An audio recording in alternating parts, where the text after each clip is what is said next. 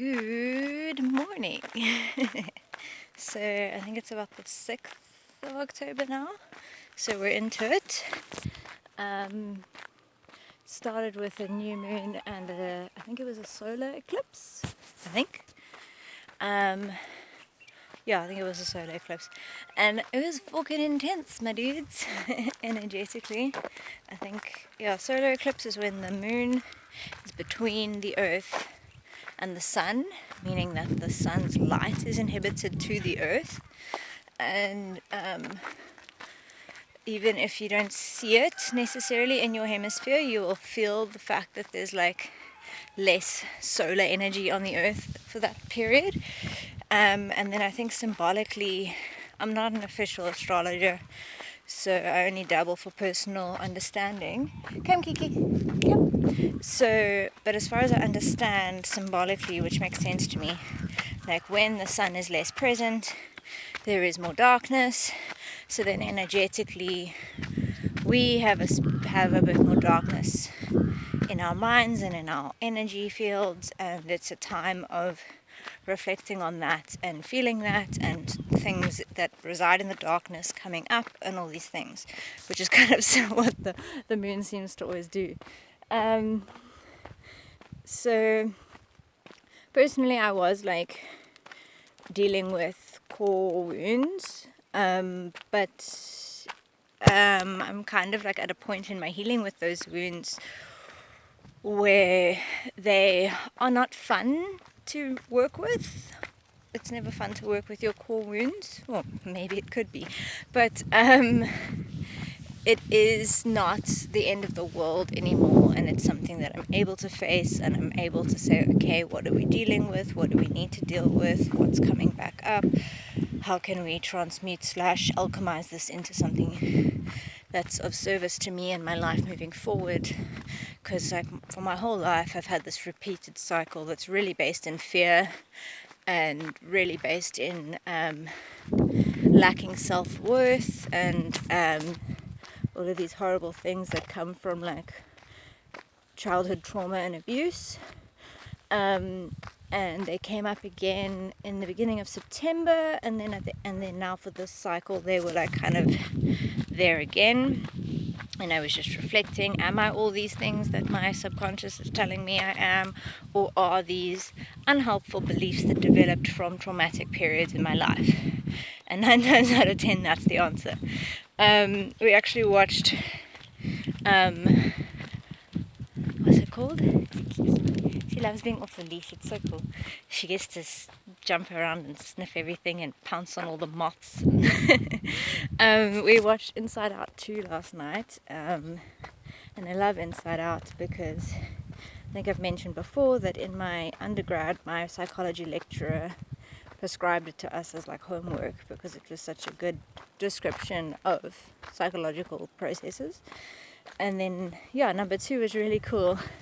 I think obviously it's a movie, so the whole sense of self crisis happened over like a 2-day period in the movie. Meanwhile, for some people, like for me, it can take like over a decade, so take it with a pinch of salt. But the metaphors and the storytelling of it, the parable of it was really cool, showing how different emotions that arise during adolescence, like anxiety and embarrassment and all these kind of like more complex, nuanced emotions. Kira, come, good girl, come. Yeah, she listens so well, it's amazing.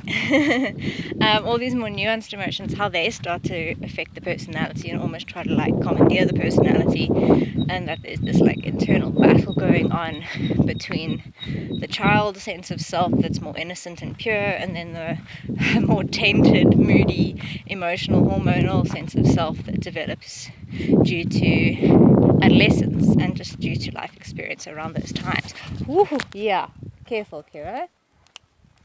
It's snaky weather. Come, stay out the grass. Come, hey, come. So anyway, I really enjoyed that movie. And it just was, it was just on time with me, because I'm kind of been obviously coming into my 30th year, and that for me spiritually is quite a big thing. It's like 3 is a big number, 30 is a big number, 3 decades on earth to me is like a big thing in my personal spirituality. And I really feel a sense of maturity and integration that's come with it.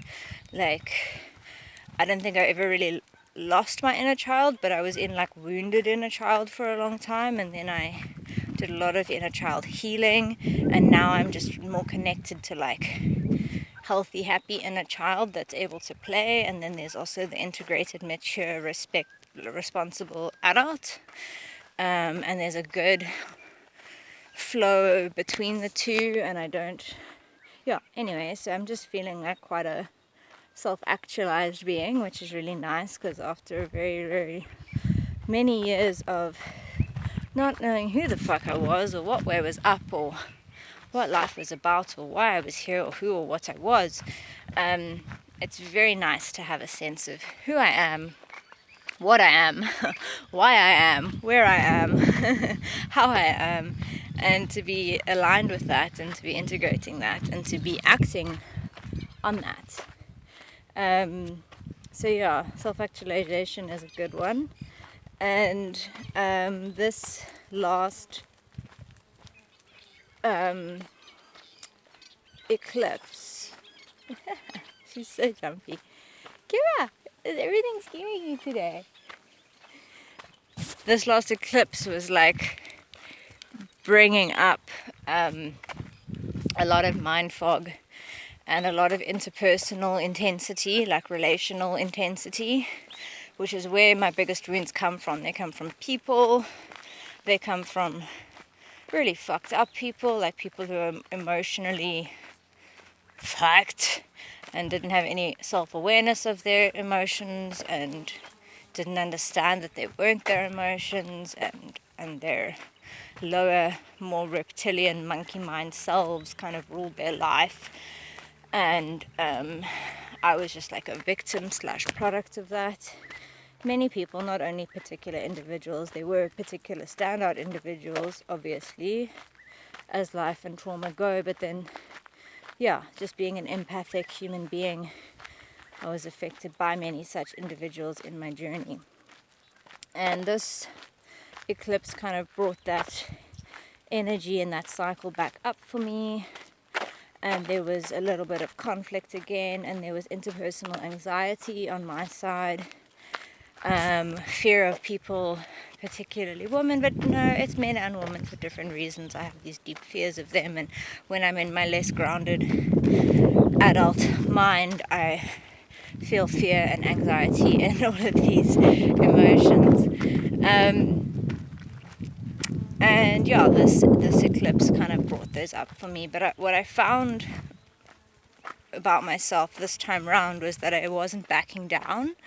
Like in the past, I would just cower from intense energy, and I would just go completely into like wounded child, and the intense energy would like kind of overpower me and get what it wanted, even if that wasn't necessarily what the situation really needed, because I was too scared to stand strong in my own energy. Whereas this time around, because I really am feeling self-actualized, and I really do respect myself, and I really do know that I'm valid, and my feelings are valid, and my thoughts are valid, and my truth is valid, when I get met with intense energy that contradicts what I know to be true for myself, because I have a strong sense of self, because I am self-actualized, I'm no longer bending or flaking or withering away when I'm opposed with intense energy. I'm able to stand strong, stand like an oak, an aspen, an olive.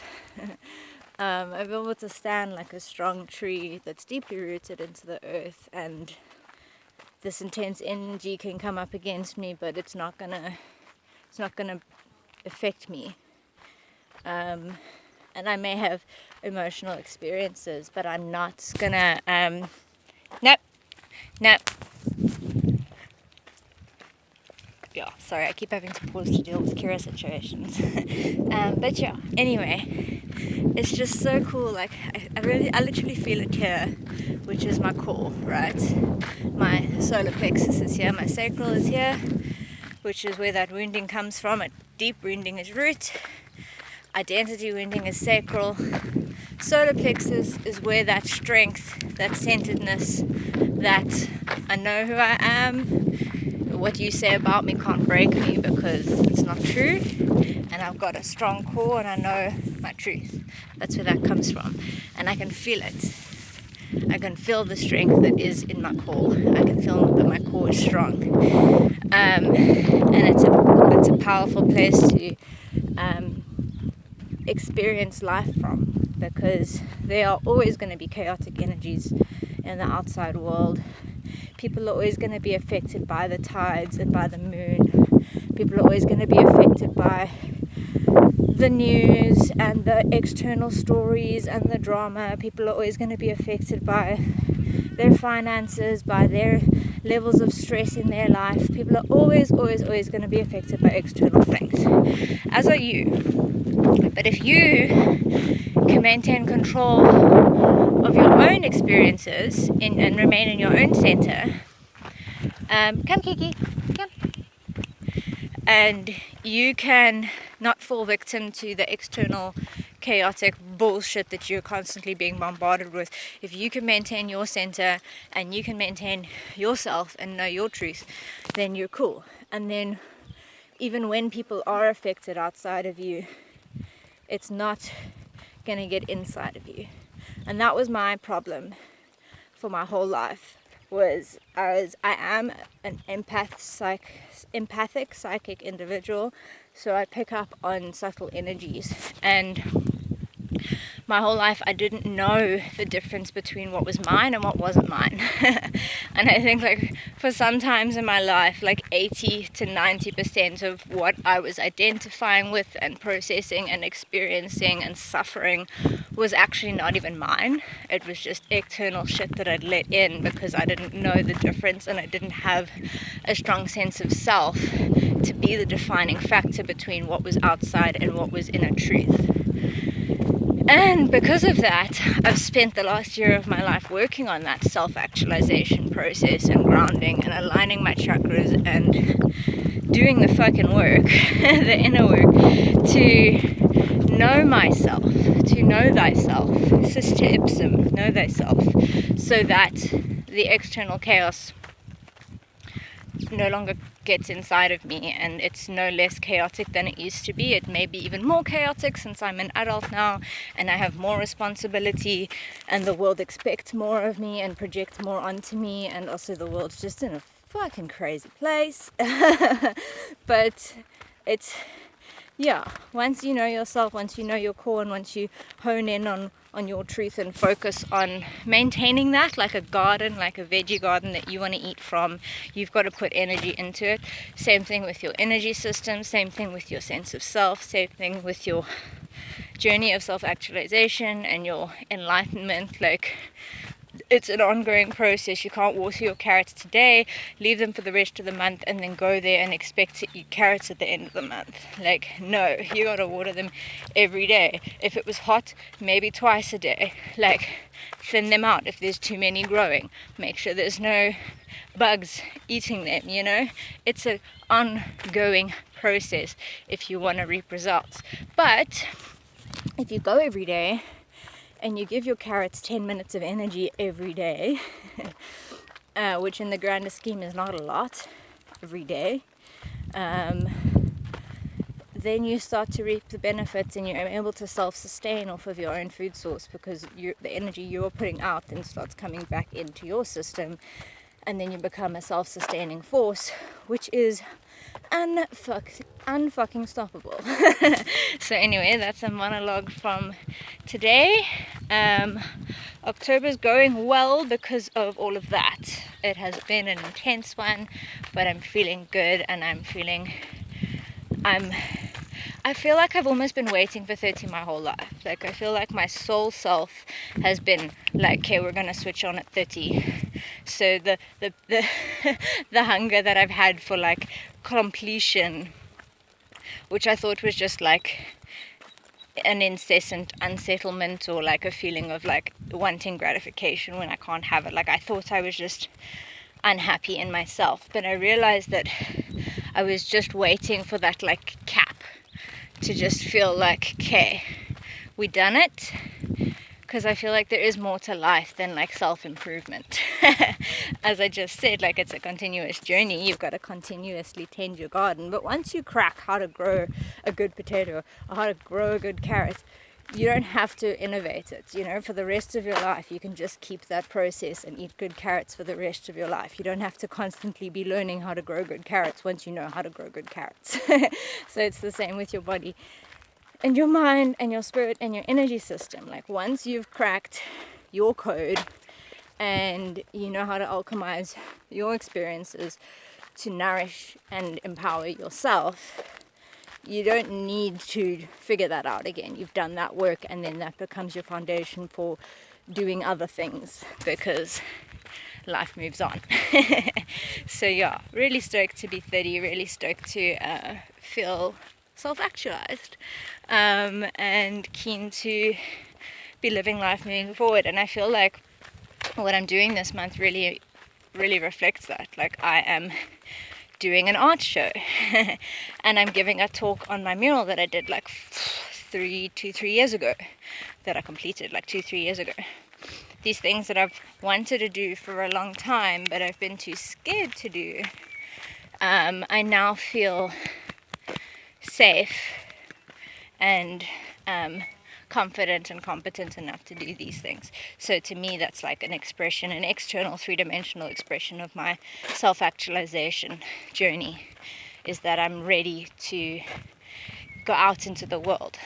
Maslow said that the peak of the journey was self-actualization, but then those that followed Maslow and worked in his school of thought added, I can't remember what the word is, I think it's transcendence. So they said self-actualization is the second highest. The next step after that is like ultimate enlightenment, ultimate like selfhood, is transcendence. And transcendence is when you know yourself and love yourself so much and well enough that you are then able to give of that self. When you alchemize things within yourself and you create things that you are then able to give to the world, to give to your community, to share with people, to help them on their own journeys of healing and enlightenment and self-actualization and transcendence. So I feel that this exhibition and this talk that I'm going to give on my art are me stepping into a phase of transcendence, which is where I feel my true soul purpose lies, is in my transcendent work, because that's what it's all been about. And that's what it's all been building up to. And it's awesome that till now it's been about me, it's been about my self-actualization, it's been me working on me and honing me, and now I've got a prized carrot that I'm ready to take to the country fair and share with people. This is how I grew this carrot, and this is why it's so juicy and yummy and nutritious and beautiful. And you can also grow carrots if you focus on yourself and you heal yourself and you alchemize your pain and your joy and your sorrows and your hardships and your regrets into positive, empowering things. So yeah, anyway, thanks for coming to my TED talk, my TED walk. I'll check you later in the month. Much love.